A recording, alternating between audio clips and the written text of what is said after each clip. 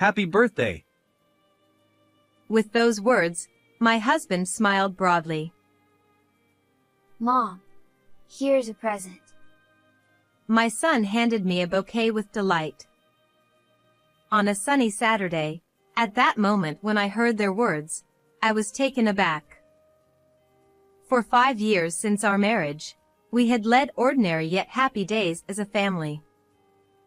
Even after my husband's work became busier, I managed childcare and household chores alone. Because I loved this family and wanted to protect the time we spent together as three, I wondered if this was the result. Why is this happening? With frustration, I made the decision to leave my husband. I am Emma, 32 years old. As a nail artist, I ran a shop from home. My husband Daniel, who was the same age, worked as a company employee and cherished me and our 4-year-old son Leo. On weekends, he took us to amusement parks or went on picnics with packed lunches. We were a seemingly blessed family, always smiling. But little did I dream that such happy days were gradually coming to an end. Emma, I'll be working overtime today and tomorrow, so I'll be home late. Is that so? You seem busier lately. Yeah. We've got new clients, and training the new hires is keeping me busy. Plus, I have a business trip next week, so remember that. One morning, I sighed as I watched Daniel leave in a hurry. For the past few months, his work had become significantly busier, and our face-to-face time had decreased. He had overnight business trips twice a week, and he often returned home late at night. Before opening my own nail salon, I had worked in a company too, so I understood the demands of unavoidable work and busy seasons. However, since our marriage, his workload had never been this intense, and my confusion was undeniable. And there's one more thing that bothers me. Come to think of it, I need to stop by the bank today. We need money again. I felt even more disheartened. According to Daniel, the company's policy had changed, and he no longer received reimbursement for business trips. On top of that, other out-of-pocket expenses had increased. With additional social gatherings, our spending has become quite intense lately. It's ironic that while we work to earn money, it seems to flow out in the opposite direction, leaving us dissatisfied. There's nothing we can do, right? It's part of the job, and you need to understand.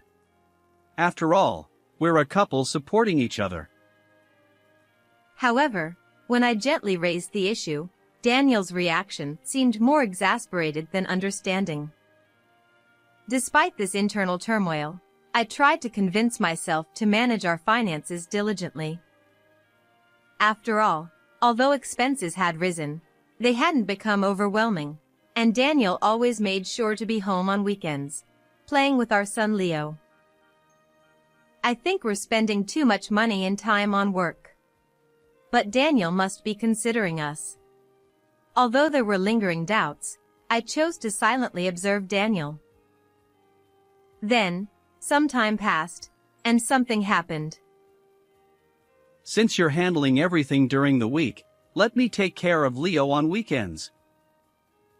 At a certain point, he started taking Leo out somewhere every weekend.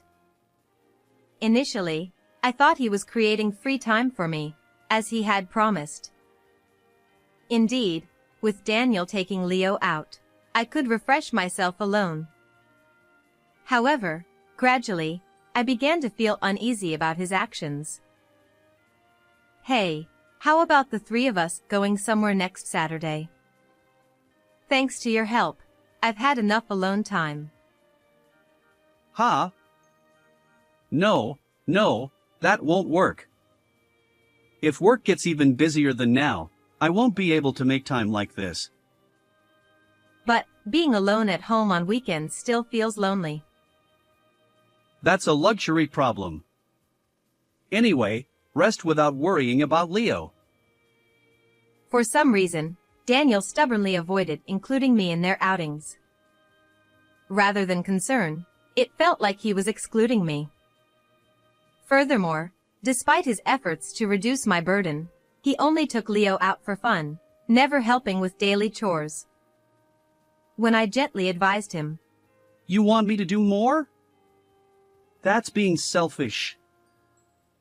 I ended up receiving a reprimand instead. While I had supported Daniel all along, I couldn't help but feel bothered by this situation. Could he be hiding something?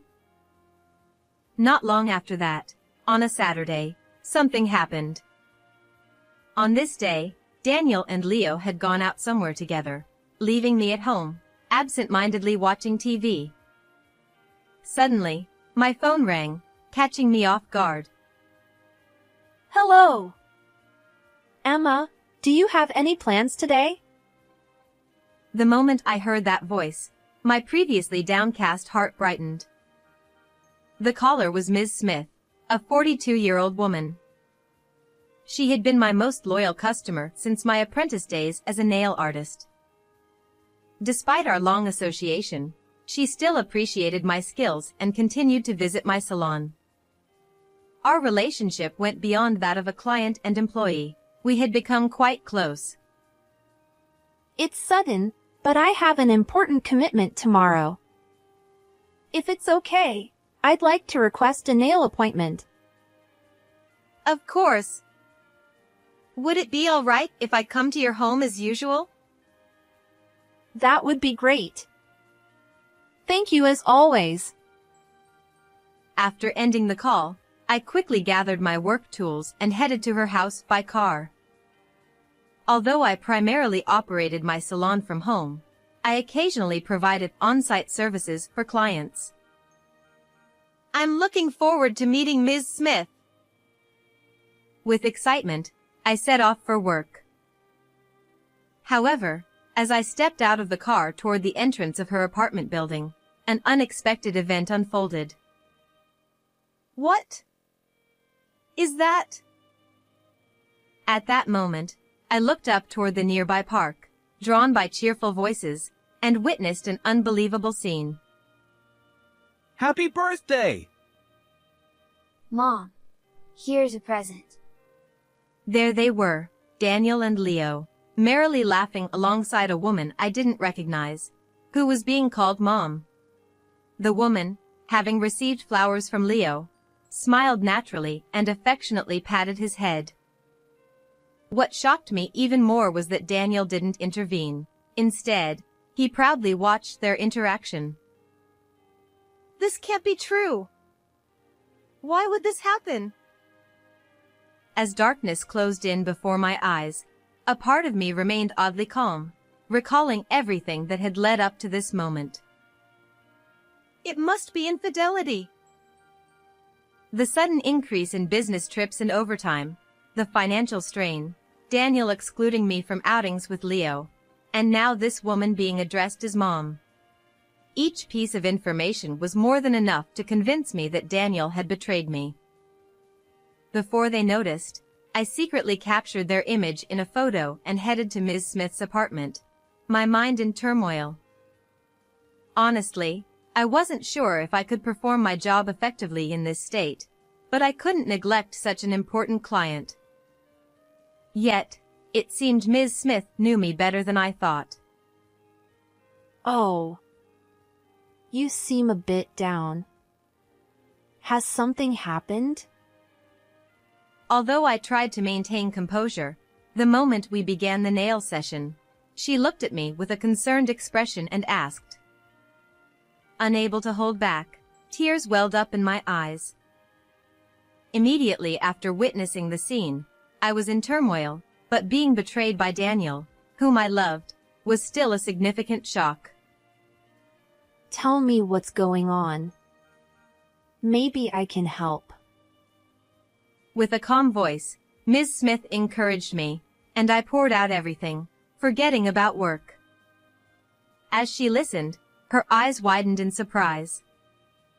And from that point on, events took an unexpected turn. A few days later, on a weekday evening, invited to Ms. Smith's apartment, I stood silently with her near the entrance. However, this time, I wasn't there for a nail appointment. Since that day, I had been working with her to devise a way to punish Daniel. When I explained the infidelity to Ms. Smith, I discovered even more shocking facts than I had anticipated. It seems they're back. The moment we heard loud voices from behind the door, Ms. Smith and I rushed out of the entrance. What? Emma! Why are you here? There stood Daniel, looking astonished, and the woman who had been called Mom that day. Both froze, their hands on the door handle, gaping open-mouthed. That's my line. Weren't you supposed to be on a business trip today? No! She's someone from work. But what about Leo? And who is she? Leo is with my parents. Ms. Smith helped me. She's here to expose your affair. My angry voice made Daniel narrow his eyes. After confessing about witnessing the decisive scene that day, Ms. Smith hesitated for a moment and then asked about the woman's appearance. Remembering the photos I had taken, I promptly showed them to her, and she gasped. Unbelievable! That woman lives next door to me. Her name is Madison. What a twist of fate. Daniel had chosen to have an affair with none other than my loyal customer's neighbor. Following Ms. Smith's suggestion, I contacted Daniel's workplace. To verify whether the business trips were real, I learned that not only were there no trips, but he hadn't even worked overtime. Furthermore, if there had been any trips, the company reimbursed transportation expenses. This revelation confirmed that Daniel had completely betrayed me. Today, I know there's no business trip. So, with Ms. Smith's help, I waited for your return. I wanted to catch you coming home with your affair partner. As I glared at the two of them in anger, Madison, Daniel's affair partner, returned my gaze defiantly. According to Ms. Smith, Madison appears to be in her late 20s, but she seems completely unrepentant or unaware of her actions. Daniel is no different. Well, it's true there might not have been a business trip. She really is a coworker, and today, she was supposed to come to her house for a work meeting. Daniel grinned as if blaming me, as if I were the one at fault. But my patience had finally run out. Despite his busy work schedule, I had endured and believed he cared for us. But now, seeing Daniel abandon his devoted wife for another woman, I had no sympathy left. Huh? You two were making a ruckus while drunk and working? They were so noisy. It was unbearable. I even recorded it to complain to the building manager. Finally, Daniel and Madison looked shocked by our words. Apparently, every time they cheated, they made a commotion in their room, causing Ms. Smith sleepless nights.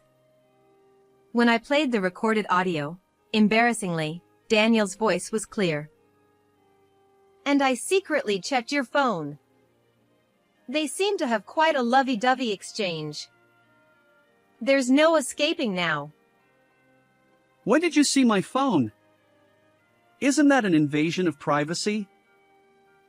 At that moment, realizing he was cornered with decisive evidence, he raised his voice in anger. Then, for some reason, Daniel stepped forward with a defiant smile. What? Do you want a divorce? Well, I can't be with you anymore. Fine, we can get divorced. But do you understand? Leo belongs to me. His argument was unfathomable, and I furrowed my brow. Misunderstanding my hesitation, Daniel confidently began confessing everything. Leo already likes Madison. He'll choose me over you. As I listened, it turned out that Madison's transfer to Daniel's department had sparked their affair. While Daniel increasingly wanted to marry her, he didn't want to let go of Leo. So, he spoiled Leo and introduced him to Madison on weekends, hoping that when they divorced, Leo would choose him. Hearing this, my anger grew even more. It was clear how little Daniel valued Leo's feelings. You know, Leo isn't that naive. Ha! What are you saying? He found your outings quite painful. My words left Daniel looking bewildered. After learning about the affair, I subtly asked Leo about Daniel's behavior when they went out together. Leo tearfully revealed, Dad tells me to call that lady Mom. But I don't want to go with them because Dad says bad things about you. Despite not fully understanding the situation, it seems Leo sensed the unsettling atmosphere creeping into our family. And you tried to keep this a secret, right? Do you realize how much pain Leo went through? I didn't think. Leo was supposed to choose me over you. That's impossible. You hurt Leo to satisfy your desires. You're unfit as a father. In my rage, Daniel finally collapsed to the floor, realizing the gravity of it all. Then, in desperation, Please. I'll apologize for the affair, but just let me have custody. Look at me. he clung to me, but his apologies and shattered pride fell on deaf ears. If it had come to this, he should never have cheated in the first place. Dragging Leo into this, there's no way I'll grant custody to someone like that. Prepare yourself for alimony. With a final word, I confronted them with reality. Daniel and Madison stood frozen, their faces drained of color. Afterward, Daniel and I divorced. Naturally, I gained custody, and I demanded $30,000 each in alimony from him and his affair partner. I also planned to seek child support until Leo grew up. Apparently, rumors about this incident spread at their workplace, making it uncomfortable for both of them. In the end, they broke up, leaving Madison burdened with debt. As for me, I returned to my parents' home with Leo and continued my work as a nail artist. Ms. Smith, of course, remains a cherished client. I'll watch over Leo's growth alongside my kind parents and strive for happiness. How did you like this story? Please subscribe to the channel. See you in the next video.